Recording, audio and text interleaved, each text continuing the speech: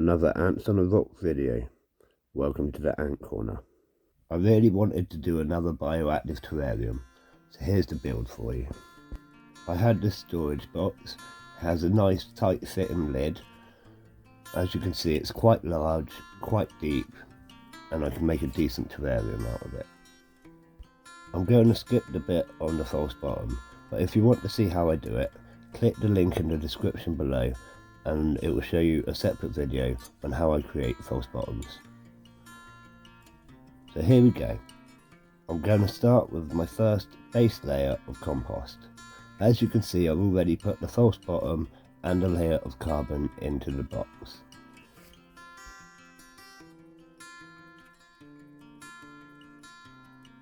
I start by just adding a thin layer of this compost as a nice base layer to build upon. Mainly aiming to cover all the carbon and trying to lock into place the separating layer.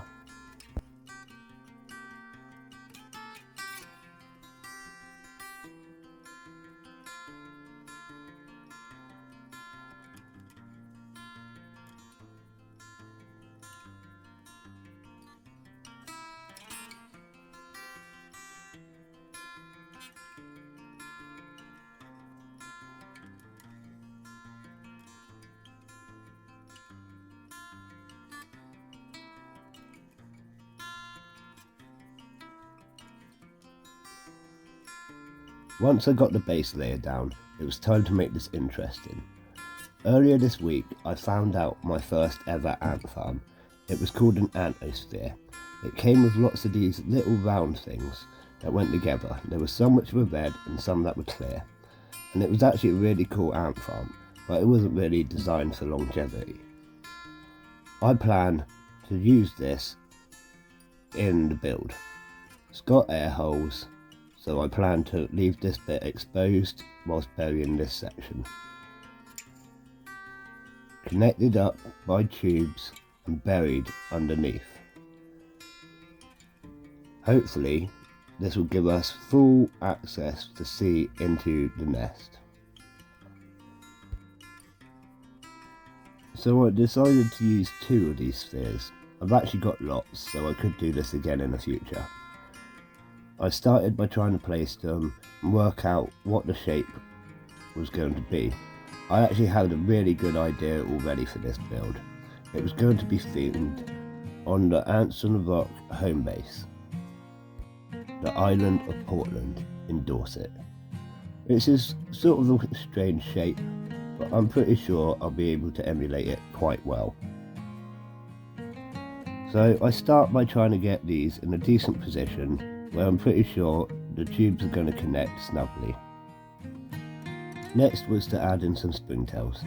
I highly advise you culture your own springtails and isopods if you plan to do terrarium builds often.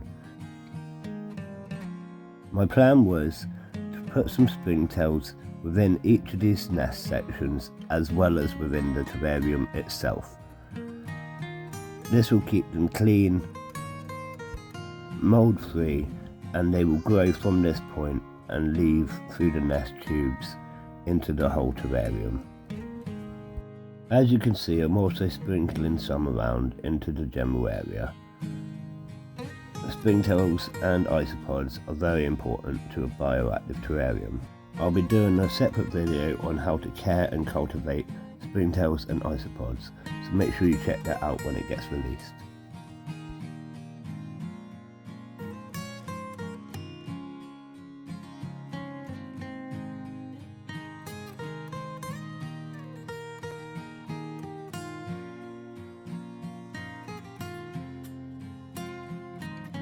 I then added a layer of compost on top of the springtails. This will keep them moist and happy, and even have some nutrients and the odd bit of food in there that they will be able to eat.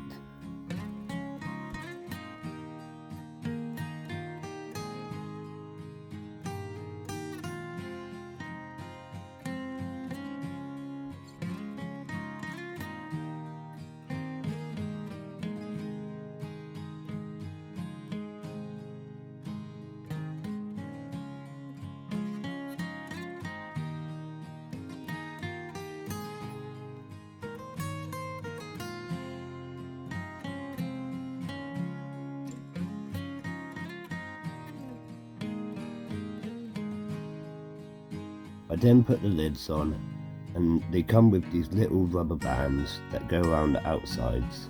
It's a fairly easy process, so I just got this done quickly.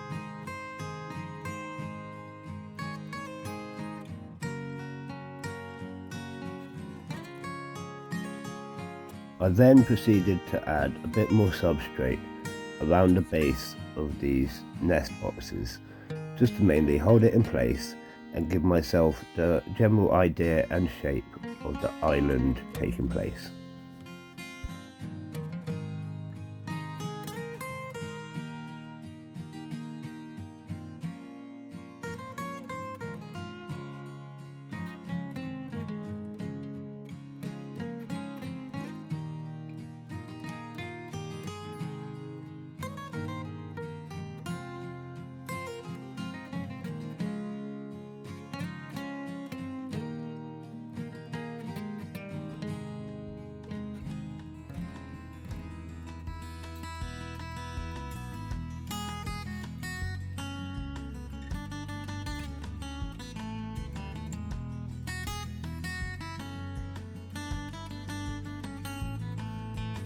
I've then added a layer of gravel.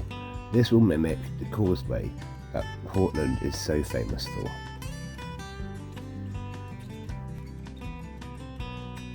This works its way up to the base of the island, much like it does in real life. I thought it looked quite cool and I was quite happy with it.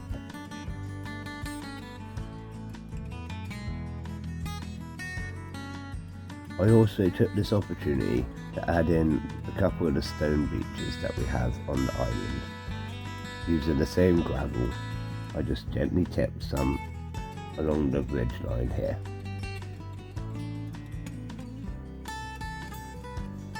It will look more like Portland soon. It takes a while to take shape, but I can see it in my head and it's looking good.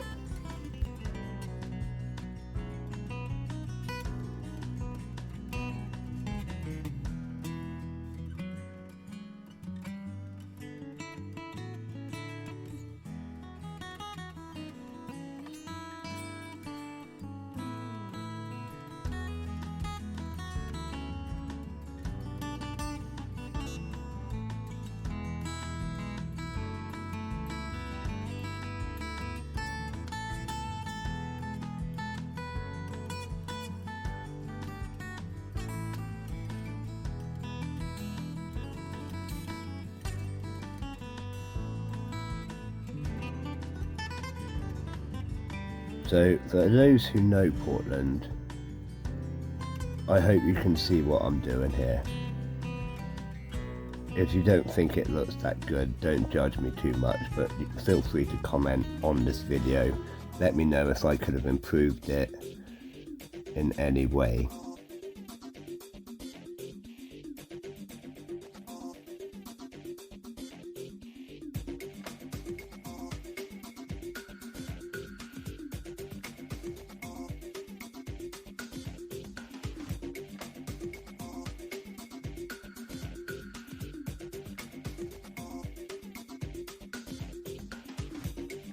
So next I'm adding in lots more substrate, building up the height of the island. This is also to cover up the anthosphere nests.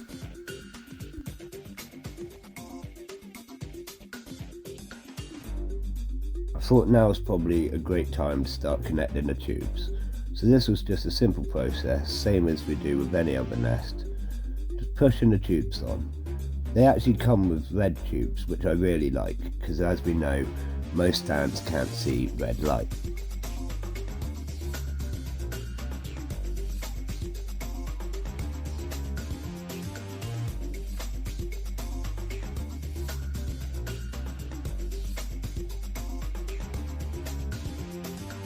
So I went round all three ports on both anthosphere nests, connecting up these two in the middle. This will give great flow of traffic for the ants and lots of access points.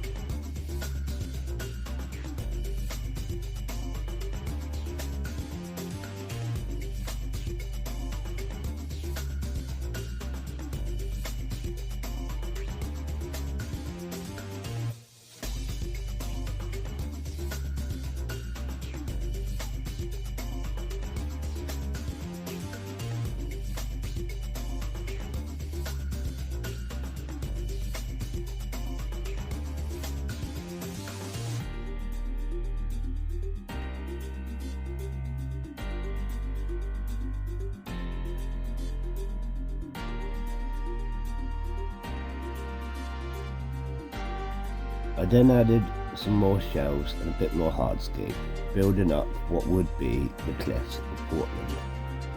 If anyone knows, the Jurassic Coast is famous for its towering cliffs and fossil beds.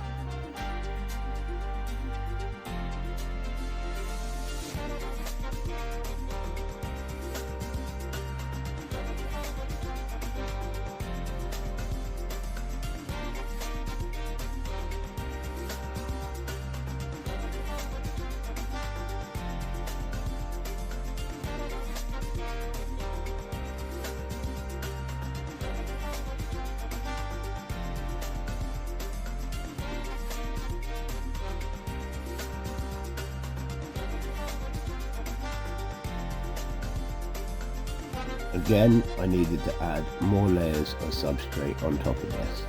It was hard keeping it built up around the sides without piling over what was supposed to be the cliffs, but I kept pushing it back and using my brush to clean off the stones.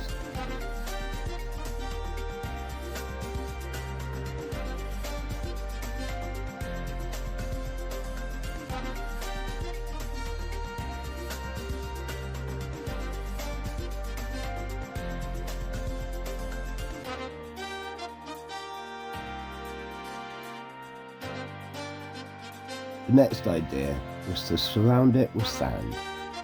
In real life, Portland is surrounded by water as it is an island, but I didn't really think this would be suitable for the ants, and to give them more foraging space, I thought I would fill it with sand. I think it looks quite good.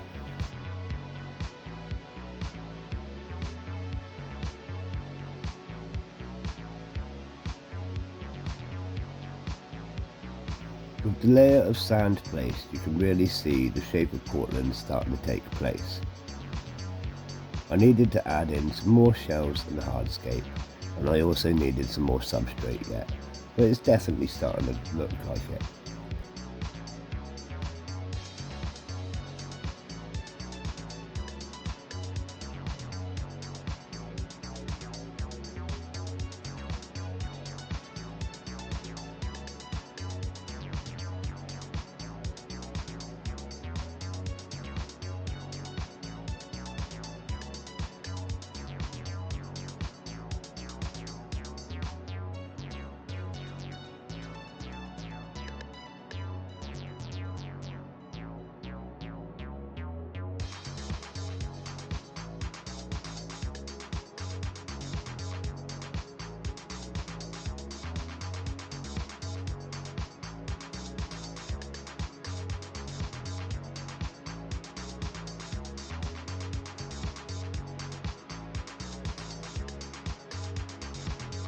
Building up lots of texture with the hardscape.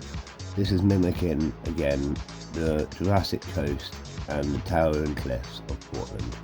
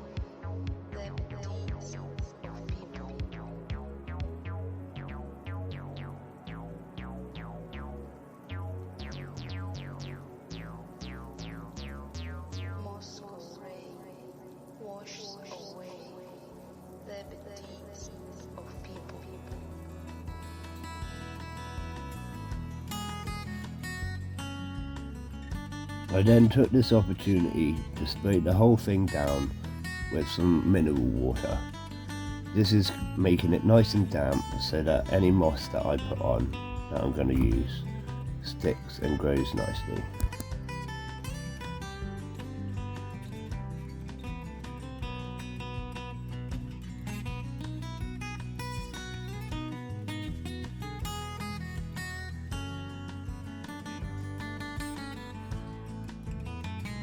Then it was time to start adding some moss and plants. I get all my moss from the hanging wood. It is natural and organic and sourced responsibly. It's also free from pesticides and contaminants, so it should be completely ant safe. It's what I use in all my builds. So it's just a matter of picking it apart and placing it on, giving it a nice firm push onto the damp soil. This should promote good growth. I'm not too worried if there's gaps in between because it should fill out the space as it grows. Again, I'm going to speed this up for you. Don't think I work this fast. I wish I could, because then I could get 1 million done in a day. Again, I want to leave the anthospheres exposed, so I try and mould it around them, fixing it to the sides and the top of the hill.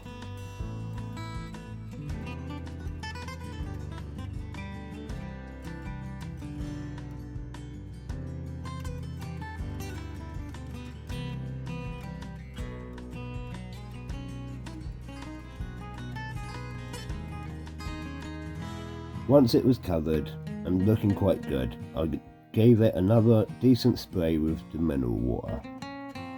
Again, I use mineral water or rainwater for all my terrariums. This is to keep the terrariums healthy and free from mould and contaminants. Gave it a really decent spraying, making sure all the moss was really damp. This will help it attach itself and root itself onto the base layer of substrate.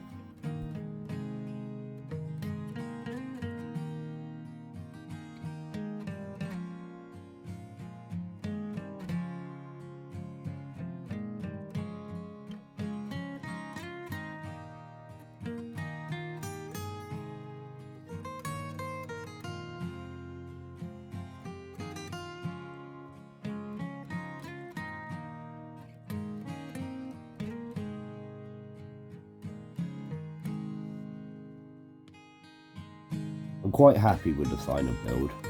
I need to add some more isopods and bioactivity, but I'm really happy with the way it's turned out. For anyone that knows Portland, I hope it's recognisable. I might get a lighthouse for the obvious part of Portland Bill, but I'm not too bothered about the roads. I hope the island is a recognisable shape with its towering cliffs of the Jurassic coast. The ant nest incorporated in it should be really cool, with the ants going in and out, giving us full viewing access. The sand that represents the sea should give me ample space as a foraging area.